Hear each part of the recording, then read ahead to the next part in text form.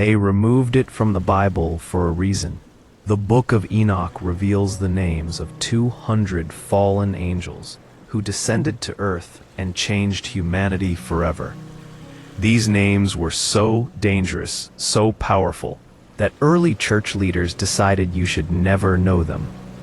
But today, that changes. I'm about to reveal the forbidden angel names that were hidden for over 2,000 years. Before we dive into these names, you need to understand why the Book of Enoch was removed from the Bible. In the 4th century, church councils decided this ancient text was too controversial, too detailed, too dangerous. Why? Because Enoch didn't just mention fallen angels in passing. He listed their names, their ranks, their specific sins, and most terrifyingly, the forbidden knowledge they taught humanity.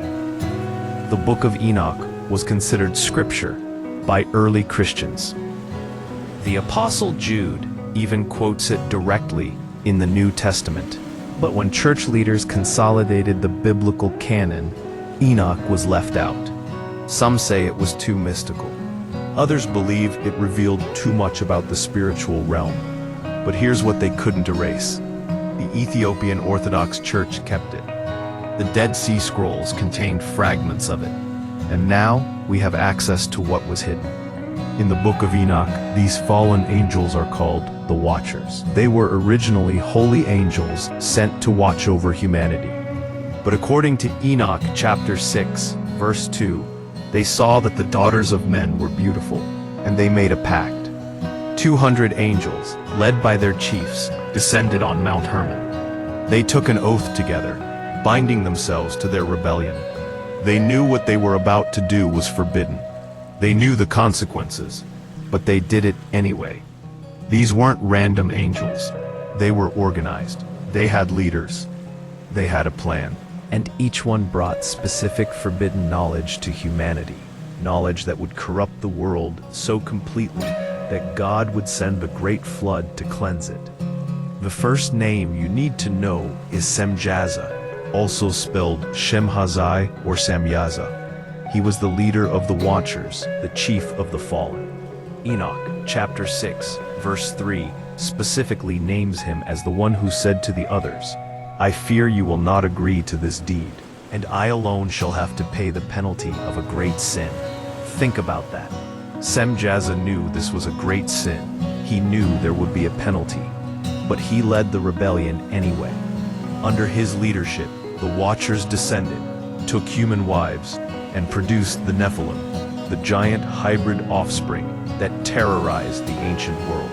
Semjaza's name in Hebrew means name of God or he who sees the name. Some scholars believe he was once a high-ranking angel with access to divine mysteries. His fall was not ignorance, it was deliberate defiance. The second name is perhaps the most infamous, Azazel. While Semjaza led the rebellion, Azazel corrupted humanity in ways that still echo today. According to Enoch chapter 8, Azazel taught men to make swords, knives, shields, and armor, the art of warfare. But that wasn't all. He taught women the art of deception, cosmetics, jewelry, and how to beautify themselves with precious stones and dyes. But his most dangerous teaching? Sorcery. Azazel revealed the secrets of magic, enchantments, and the cutting of roots, what we might call witchcraft or occult practices. The name Azazel appears in Leviticus 16 in the ritual of the scapegoat. On the Day of Atonement, one goat was sacrificed to God, and another was sent into the wilderness to Azazel, carrying the sins of Israel away. Some scholars believe this wasn't just symbolic. They believe Azazel was a real entity bound in the desert, awaiting final judgment. 3. The third name is Baraqiel, whose name means lightning of God. But don't let the divine name fool you. His teachings were anything but holy. Baraqiel taught humanity astrology. Now you might think, what's so dangerous about studying the stars? But in the ancient world, astrology wasn't just about horoscopes. It was about divination. attempting to know the future through the movements of celestial bodies, bypassing God's sovereignty. Enoch chapter 8, verse 3, specifically names Baraqiel as the one who taught the signs of the stars. This wasn't astronomy for navigation.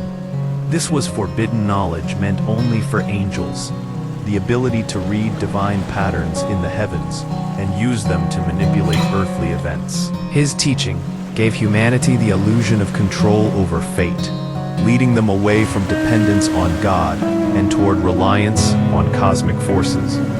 Next is Kokabiel, whose name means Star of God. He took Baraqiel's teachings even further. While Baraqiel taught the signs of the stars, Kokabiel revealed the constellations, their names, their meanings, their hidden powers. According to Enoch, Kokabiel taught humanity the forbidden knowledge of the heavenly bodies and how to interpret their movements. But here's what makes this so dangerous. In ancient belief systems, knowing the true names of celestial beings and constellations gave you power over them. Kokabiel wasn't just teaching astronomy. He was teaching celestial magic, how to invoke the powers associated with different stars and planets. This knowledge was reserved for angels alone. When humans gained access to it, they began to worship the stars themselves, leading to the astral cults that plagued the ancient world. Now we come to perhaps the darkest name, Tamiel, also called Kazde in some translations. His name means perfection of God, but his teachings were far from perfect. Enoch chapter 69, verse 12, reveals that Tamiel taught humanity the signs of demons, how to recognize them, how to summon them, and how to communicate with them. He showed humans the strikes of spirits and the strikes of demons. Think about what this means. Tamiel gave humanity a handbook for demonology. He taught them how to identify demonic presence, how to invoke demonic power, and how to use demons for their own purposes. This wasn't theoretical knowledge. This was practical instruction in dark spiritual warfare. Tamiel opened a door between the human world and the demonic realm that was never meant to be opened. So why were these names hidden?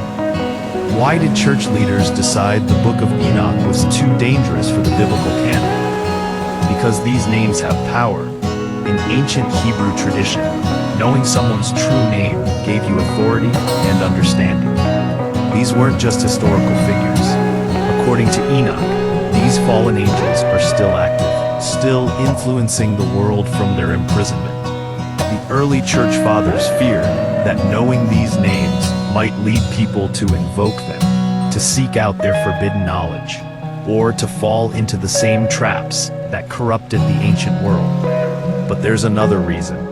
The Book of Enoch reveals too much about the spiritual realm. It pulls back the curtain on angelic hierarchies, demonic operations, and the cosmic war between good and evil. It shows that our world is far more supernatural than we're comfortable admitting. The church wanted to protect people from dangerous knowledge. But in hiding it, they also hid the truth about the very real spiritual forces we face. The names I've shared today, Semjaza, Azazel, Baraqiel, Kokabiel, and Tamiel, are just 5 of the 200 fallen angels named in the Book of Enoch. Each one brought specific corruption to humanity. Each one taught forbidden knowledge that led to the world's destruction in the flood. But here's what you need to understand. According to Enoch, these beings are bound in darkness, awaiting final judgment. They no longer walk the earth.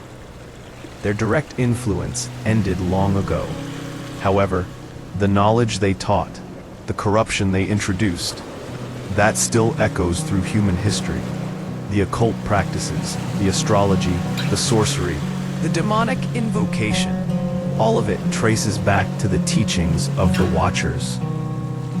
The Book of Enoch was hidden, but it was never destroyed. And now you know why. These names carry weight. This knowledge demands respect.